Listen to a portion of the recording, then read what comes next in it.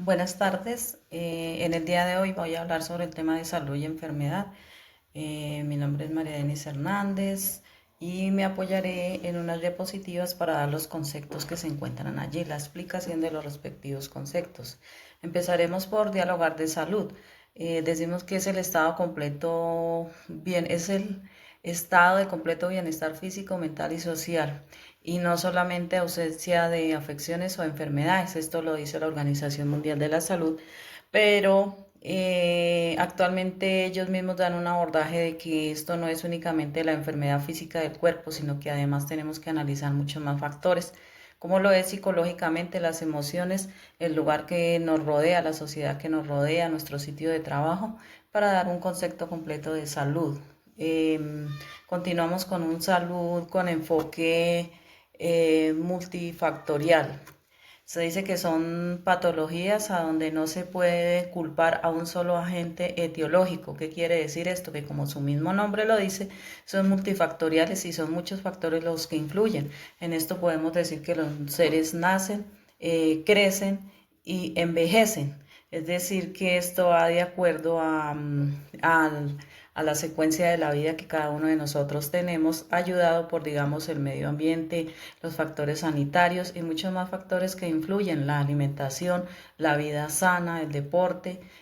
Son muchos factores que influyen en cuanto a la salud. Continuamos con el concepto de salud pública, que nos dice que es la ciencia y el arte de prolongar la salud, prevenir la enfermedad, prolongar la vida mediante esfuerzos enfatizados por la sociedad, prolongar la vida, fomentar la salud, la eficacia física y mental, manteniéndola en la comunidad con un saneamiento del medio ambiente y la educación sanitaria. ¿Qué quiere decir esto?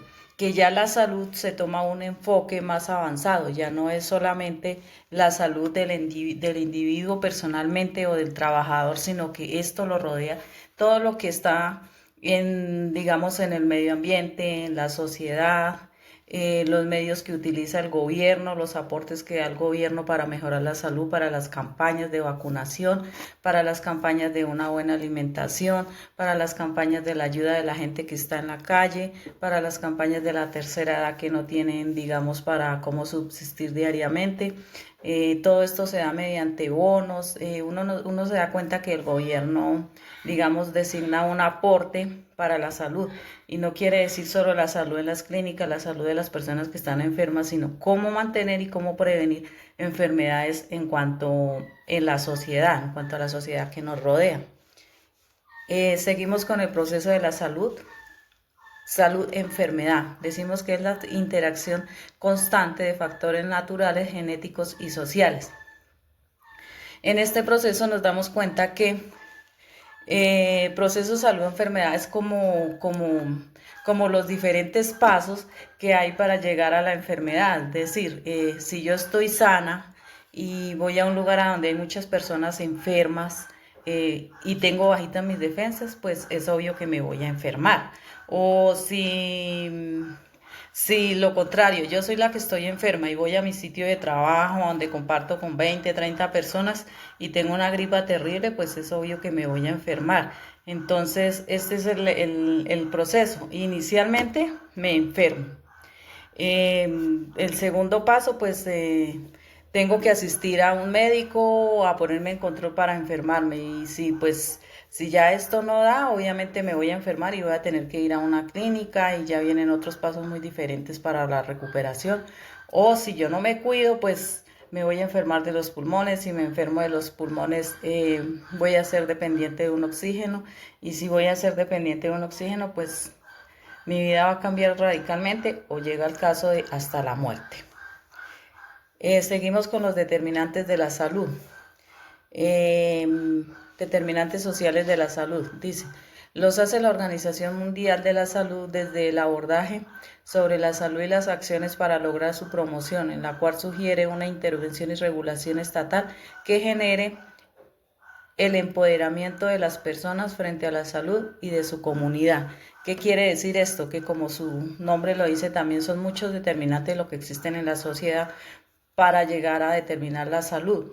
La Organización Mundial de la Salud nos da este concepto, pero para entenderlo nosotros quiere decir que hay muchos determinantes que se pueden poner a diario, que se pueden imponer para evitar enfermedades, para evitar contagios, para evitar pandemias, como es la vida saludable, una alimentación saludable, el medio ambiente influye mucho. Eh, los factores sociales también influyen mucho, la salud mental también puede ser un determinante clave para estos determinantes, y esto quiere decir que esto se da en toda clase de sociedad, puede ser alta, baja, media, pero en toda clase de sociedad hay unos determinantes de la salud. Continuamos con la tríada ecológica de la enfermedad. En esta nos dice que hay tres fases. La primera, tiene que haber un individuo sano que se enferme. La segunda, tiene que haber un medio, ambiente físico, biológico o social. La tercera, tiene que haber un agente, es el que causa la enfermedad. Es decir, que hay un individuo sano. Está el medio, está el segundo, que es el medio ambiente, ya sea físico, biológico, social, lo que hablé en la diapositiva, una de las diapositivas pasadas. Si yo estoy enfermo y me voy a mezclar con un grupo de personas que estén de buena salud, obvio yo los voy a contagiar si ellos no tienen buenas defensas. Igualmente pasa en el aspecto biológico o en el aspecto social. Puede haber un agente que enferme un determinado grupo de personas, o el determinado grupo de personas me pueden estar enfermando a mí. Y para que esto suceda se tienen que dar los tres elementos: el huésped, medio ambiente y un agente. Continuamos con Plan Decenal de la Salud Pública. Esto nos dice que busca tener una mayor equidad en la salud, erradicando la pobreza extrema, dando prioridad a la salud mental, la vida saludable y condiciones no transmitibles, salud mental, nutricional y los derechos. ¿Qué quiere decir esto? Este Plan Decenal de Salud nos da a entender que el gobierno ya está obligado a tener, digamos, dineros dispuestos para la salud. Tiene que tener, los obligan a tener programas especiales de vida saludable, de condiciones no transmitibles, quiere decir que tiene que tener campañas de vacunación, campañas de saneamiento público, es decir, el alcantarillado tiene que estar en su correcto uso, las escuelas, los colegios, los jardines tienen que estar adecuadamente, los geriátricos, se le da prioridad a la tercera edad, tienen que cuidar a los ancianos, a los niños, tiene que haber un plan de nutrición y la conservación de los derechos humanos. Todo esto ya digamos que es como la obligación que tiene el gobierno ante nosotros como sociedad con nosotros. Seguimos con las fases de una enfermedad. En esto se presenta la prepatogénica, que es la exposición a factores de riesgos. Está la patogénica, es la salud subclínica, clínica postpatogénica, que es la consecuencia de evolución de la enfermedad, y el desenlace, que es la muerte, la discapacidad o la recuperación. En estas fases pues están muy claras. Prepatogénica, la exposición a factores de riesgo, es decir, qué tan expuesta estoy yo a una enfermedad. Patogénica quiere decir que inicialmente, si yo estoy enferma, tengo los síntomas y entro a la fase de patogénica, es a donde ya tengo que buscar una ayuda, tengo que ir a una clínica a sacar una cita a la EPS para que me revise. Y para que no vaya a evolucionar la enfermedad o llegue a una etapa postpatogénica. Y los desenlaces, pues es la muerte o la discapacidad. Esto es como el proceso completo de las fases. Si yo siento un síntoma porque estoy expuesta a un riesgo, un ejemplo es la gripa. Si yo tengo dolor de cuerpo, dolor de cabeza, yo sé que estoy enferma, que me puede estar dando gripa porque estoy en medio de un grupo de personas que tienen gripa, pues tengo que asistir a una clínica para que me atiendan y me diagnostiquen. Pero si yo no voy pronto y espero a que esto evolucione, las consecuencias van a ser patogénicas, postpatogénicas, es decir, que la enfermedad ya ha evolucionado y ya tengo que tener un desenlace. Puede ser la muerte, si yo no me cuido, me puedo enfermar de los pulmones y hasta ahí llegué. Puede ser la discapacidad, porque puedo estar ya necesitando oxígeno y estar dependiendo de un oxígeno, y la recuperación. Obviamente va a ser más lenta porque yo ya sé que tengo la enfermedad. ¿Qué es la medicina preventiva?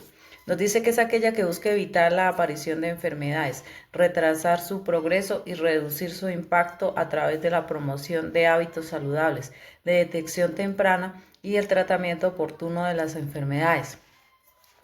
En este concepto, como su nombre mismo lo dice, es preventiva. ¿Qué tenemos que hacer? Es prevenir para que no lleguemos a la enfermedad. Para esto es la medicina preventiva. Es decir, si yo sé que hay una, un brote de gripa o algo, pues yo tengo que buscar la forma de parar. Una, ya sea una vacuna para evitar que me siga expandiendo o, o tengo que separar los grupos, en fin, tengo que tomar cualquier medida para evitar que se me llegue a decir la enfermedad o a dar la enfermedad por completo. Entonces, esta medicina preventiva tiene muchas maneras de trabajarla, ya sea con programas de prevención en los sitios de trabajo también. Son muchas cosas. ¿Cómo se aplica la medicina preventiva a nivel laboral? Como ya lo dije en la pasada, tiene muchos programas. Entonces acá nos dice que se aplica mediante la promoción y mantenimiento de la salud de los trabajadores, así como en la prevención de enfermedades y accidentes de trabajo. ¿Qué es lo que nosotros debemos hacer en la medicina preventiva? Como su nombre lo dice, es prevenir. Y a nivel laboral, mucho más. Nosotros tenemos que, como prevencionistas, estar muy pendientes de nuestros trabajadores. Tenemos que analizar desde el momento en el que ellos ingresan su estado de salud y el puesto de trabajo que les van a asignar para sí mismo y estudiar y analizar y poder identificar los diferentes riesgos a que va a estar expuesto mi empleado. Asimismo, tratar de eliminarlos o de mitigarlos para que ellos no se me vayan a enfermar. En sí, este es el objetivo de la medicina preventiva en cuanto a lo laboral, es prevenir, es revisar, es estar pendiente de nuestros trabajadores para que no se nos lleguen a enfermar, para que no se nos lleguen a accidentar.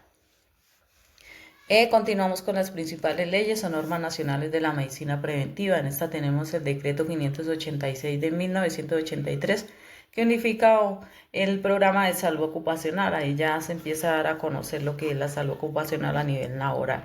Decreto 614 de 1984 define la medicina del trabajo. Allí nosotros ya entramos a jugar un papel importante porque ya cuando ya se empieza como a profundizar más lo de salud ocupacional, ya se debe tener más cuidado en las empresas, ya empiezan a exigir más a las empresas para que no se enfermen los trabajadores, ya la ARL toma un papel mucho más importante. La resolución 1016 de 1989 se crea con el programa de salud ocupacional que actualmente se llama SGCCT.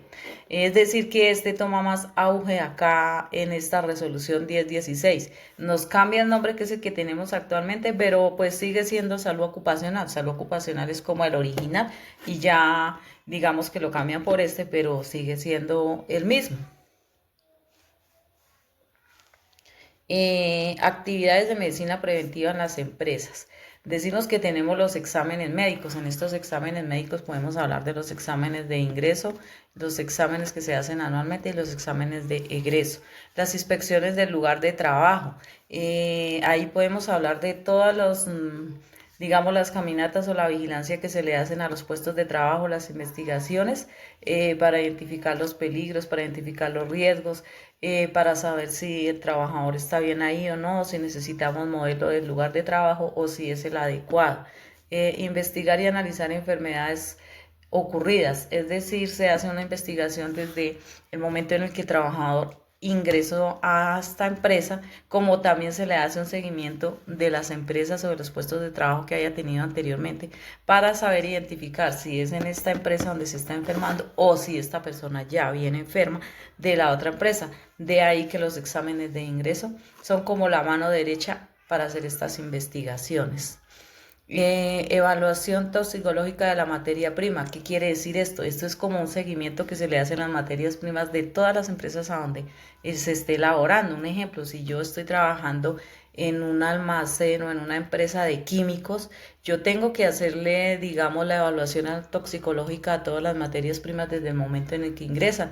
Yo tengo que saber qué peligros hay. Yo tengo que tener como una ficha de seguridad donde me diga cómo recibir esa materia prima, cómo almacenarla, cómo movilizarla, los elementos de protección personal que se deben utilizar, qué acciones debo seguir si se me llega a presentar un derrame de estas sustancias, es decir, todo lo que es concerniente a la materia prima.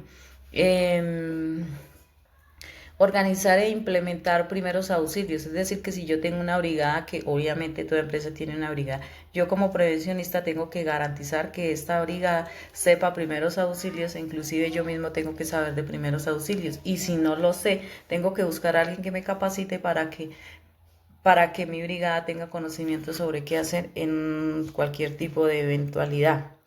Eh, Vigilancia epidemiológica. Esto quiere decir que se deben hacer campañas para evitar enfermedades.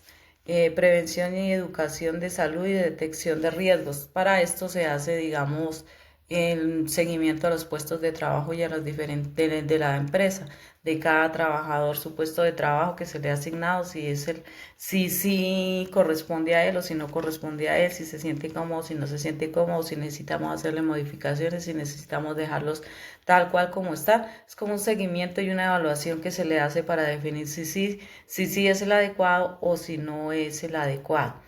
Rehabilitación y recuperación frente a los daños derivados del trabajo. Esto ya va para las personas que tienen algún tipo de restricción o que llegan digamos, de una enfermedad, de una incapacidad de largo tiempo. Yo tengo que saber a dónde están ubicados, si tengo que reubicarlos o si finalmente los dejo ahí. Tengo que definir eso y hacerles el seguimiento, pues para que ellos no se sigan enfermando y poder retener la enfermedad ahí. Diagnóstico y tratamiento de enfermedades laborales. Este es un tema importante porque esto no lo hacemos nosotros, esto nos lo da un médico de medicina laboral. No lo puede dar ningún médico, ni de medicina general, ni ninguna otra rama, sino para eso tiene que haber un especialista que es un médico de medicina laboral. Continuamos con exámenes médicos ocupacionales. Son aquellos en los que se interrogan y examinan al trabajador con el fin de monitorear su salud. Sí, es como el seguimiento que se le hace a los empleados, desde a los trabajadores, desde el momento en el que ingresan a la compañía. Para esto son los de ingreso, periódicos y de egreso. Los periódicos quiere decir que si yo tengo 10 empleados, los voy a mandar a mi PS o el lugar a donde me les estén tomando los exámenes, pero yo tengo que ser clara y concisa y pedirle a este médico que sea lo más honesto posible y me diga si sí me sirve o no me sirve, para evitar más adelante inconvenientes de algún tipo de enfermedades. Igualmente yo tengo que dar una especificación de para qué puesto de trabajo va este empleado. Los periódicos son los que en algunas empresas los hacen anualmente, en otras empresas los hacen cada 2 años, pero es más importante que los hagan cada año porque es como el seguimiento que se le hacen a estos empleados de qué enfermedades pueden estar adquiriendo, qué síntomas tienen y si llega a ser así, poderlos mover de ese puesto de trabajo para evitar que se nos sigan enfermando. El de egreso se le ordena a las personas que por X o Y motivo se retiran de la empresa, ya sean pensionados porque se retiran por algún motivo o porque la empresa los retira. Para esto se tienen 5 días para programar estos exámenes. En caso de que las personas no quieran asistir o no quieran asistir a estos exámenes o digan, no, yo no tengo por qué hacerme eso, tras de que me echan y me mandan a hacer exámenes, no hay ningún problema. Si ellos no lo quieren hacer, no los pueden obligar, pero la empresa sí tiene que llegar, tener una certificación o correos o cartas a donde diga que sí se les programaron, pero que ellos desistieron y no quisieron asistir a esos exámenes. ¿Por qué? Porque si pasan unos años y este trabajador que se fue se llega a enfermar, va a buscar a la empresa para decir que esa enfermedad la adquirió ahí. Entonces la empresa ya va a tener documentos y va a decir, no señor, acá no adquirió esa enfermedad porque usted se le hizo una cita para los exámenes de ingreso de egreso y en ningún momento asistió. Continuamos con las historias clínicas. Dice que es un documento legal donde se registra el estado y el diagnóstico de los empleados. Como su nombre lo dice, es legal, es decir, que nosotros no tenemos ningún tipo de acceso a esas historias clínicas. Nosotros no tenemos por qué tener esas historias clínicas, tampoco tenemos por qué estarla leyendo. Si nosotros queremos enterarnos del estado del empleado y de saber en qué lugar no puede o no puede estar, para eso existe otro documento que nos identifica las características del puesto de trabajo y las características del empleado mismo y que dice en dónde puede y en dónde no puede estar el empleado según su restricción, más no podemos acceder a esas historias clínicas.